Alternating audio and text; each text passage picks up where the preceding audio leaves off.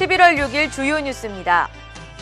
검증되지 않은 부품이 납품했다는 사실이 밝혀지면서 연말까지 영광원전의 가동 중단이 결정됨에 따라 1,000억 원이 넘는 경제적 손실이 예상되고 있습니다. 경기 침체로 기업 공개는 줄고 퇴출 기업은 늘면서 상장 회사 수가 1,800개 아래로 떨어졌습니다. 26개월 만에 가장 적은 수치입니다.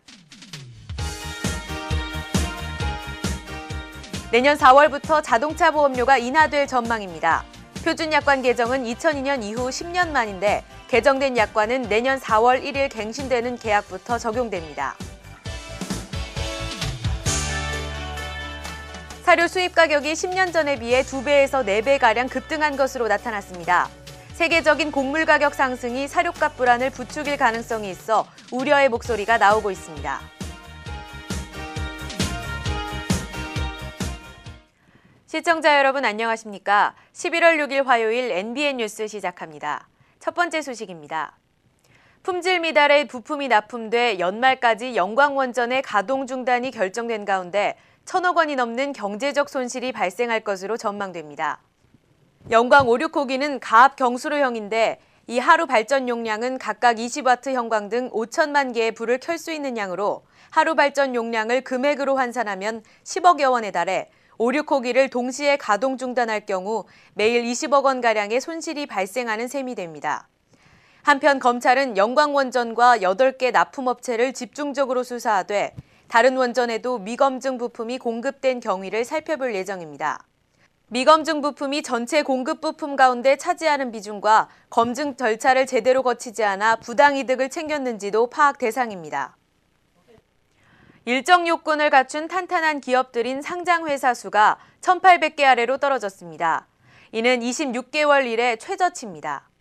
경기 침체로 기업 공개가 줄고 워크아웃, 자본 잠식 등에 따른 상장 폐지 기업이 적지 않기 때문입니다. 6일 금융감독원과 한국거래소에 따르면 상장사는 지난달 말 현재 1,792개사로 2010년 8월 말 이후 26개월 만에 최저치를 기록했다고 밝혔습니다. 유가증권 시장에 786개사, 코스닥 시장에 1,006개사가 각각 상장돼 있는데 이달 들어서도 코스닥 시장에 3개사가 퇴출했습니다. 한화투자증권 최석원 리서치 센터장은 장기 저성장 구도라고 볼 때 버틸 수 있는 기업과 그렇지 못한 기업 간의 편차는 더욱 벌어질 것이라며 글로벌 경기가 좋지 않아 당분간 지금의 상황이 이어질 것이라고 말했습니다. 내년 4월부터 자동차 보험료가 인하될 전망입니다. 또 보험회사가 보험금을 정당한 이유 없이 지급을 미룰 경우 불이익을 받게 됩니다. 금융감독원은 6일 자동차 보험 중 피보험자 자신이 입은 손해를 보상하는 자기 신체 사고 등에서 보장하는 위험을 선택할 수 있도록 자동차 보험 표준 약관을 10년 만에 개정해 내년 4월부터 시행에 들어간다고 밝혔습니다. 또한 합당한 이유 없이 보험금 지급을 미룰 경우 보험회사가 피보험자에게 지연이자를 지급하도록 했습니다. 이자는 보험개발원이 공시하는 정기예금 이율에 의해 계산하고 아울러 보험회사가 보험금 지급을 거절할 이유가 없는데도 소송을 제기해 보험계약자에게 손해를 입힌 경우 그 손해를 배상하도록 했습니다. 이 밖에 보험 청약에 대한 보험회사의 승낙 여부 통지를 현행 30일 이내에서 15일 이내로 단축하고 보험사고 발생 사실을 모르고 청약 철회를 한 경우에도 보험금을 받을 수 있게 됩니다. 사료 수입 가격이 10년 전보다 2배에서 4배가량 급등한 것으로 나타났습니다. 관세청에서 발표한 주요 사료 및 사료 원료 수입 동향을 보면 올해 1월에서 9월까지 사료용 옥수수 수입 가격은 톤당 315달러로 2002년에 비해 200% 올랐습니다. 밀과 대두 가격도 10년 전에 비해 173%, 198%씩 상승했습니다. 가격은 어류용, 대용유, 축유용, 양돈용 등이 상승했습니다. 양계용은 물량 증가에도 가격이 70%나 떨어졌습니다. 또 애완용 동물 사육이 늘면서 애완용 사료는 물량과 가격이 모두 증가했습니다. 관세청 관계자는 사료 산업은 국내 부존 자원의 부족으로 실질 수입 의존도가 높고 제조원가 중 원재료가 차지하는 비중이 80%를 넘는데 세계적인 곡물가 상승이 사료값 불안으로 부추길 가능성이 있다고 우려했습니다.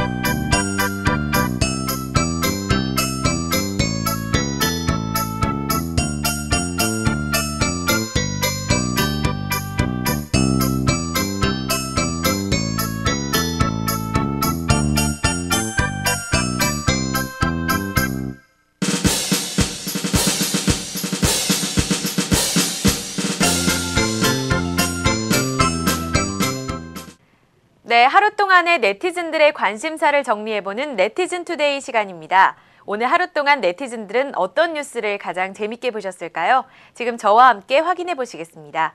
먼저 네이버로 가보시죠. 네, 네이버 랭킹 뉴스 경제 부문 1위입니다. 집세 내고 나면 월급이 밤토막. 전세난 속에 반전세와 월세가 늘어나면서 서민들의 주거 부담이 가중되고 있습니다. 월세는 전세금처럼 주인한테서 되돌려받기가 불가능하다는 점에서 서민들의 생활고를 부추길 수가 있는데요. 서울 부동산 정보광장의 전월세 거래 현황을 보니 2010년 6월 12%에 불과하던 월세 비율이 9월 18%까지 증가했다고 합니다. 집세를 내고 나면 생활비 충당하기도 정말 힘든 현실입니다. 네, 계속해서 2위 보시겠습니다. 김준겸 한전 사장 결국 자진 사의 표명. 김준겸 한전 사장이 결국 자진 사의를 표명했습니다. 정부와 대립각을 세워서 지난 9월 초 경질설에 불거졌던 김 사장님이 이번에는 스스로 물러나겠다는 의사를 밝힌 것이라고 합니다. 다음은 3위 보시겠습니다. 미국에서 연봉 7억 받는 최고의 직업은 바로 신경외과 의사인 것으로 나타났다고 하네요.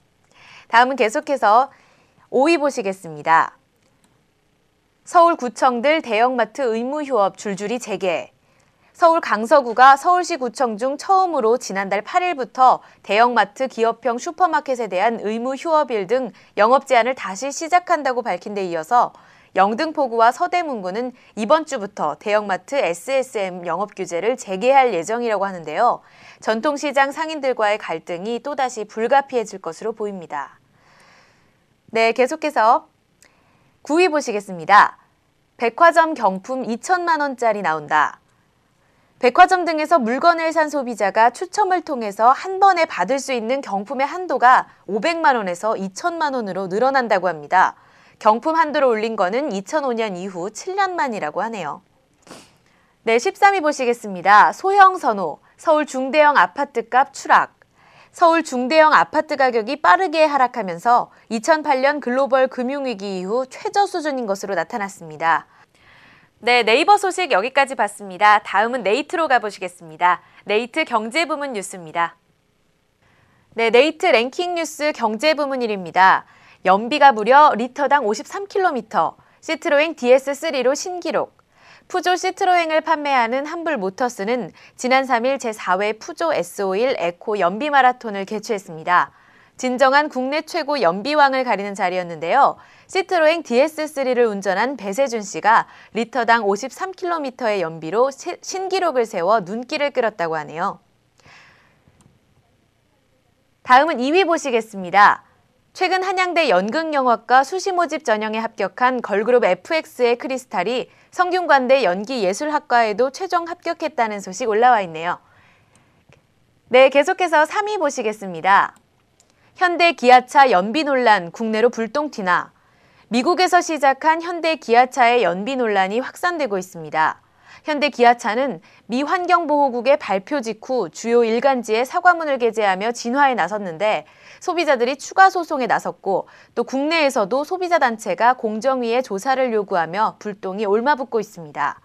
현재까지의 보상 규모는 총 1,112억 원으로 추정되는데 현대 기아차 정말 적극적인 대책이 필요해 보입니다. 네, 계속해서 8위 보시겠습니다. 네, 불황 탓 올해 인기 수능 선물은 엿과 찹쌀떡. 경기 불황이 장기화하면서 수능 시험 선물 구매에도 영향을 미치고 있다고 합니다.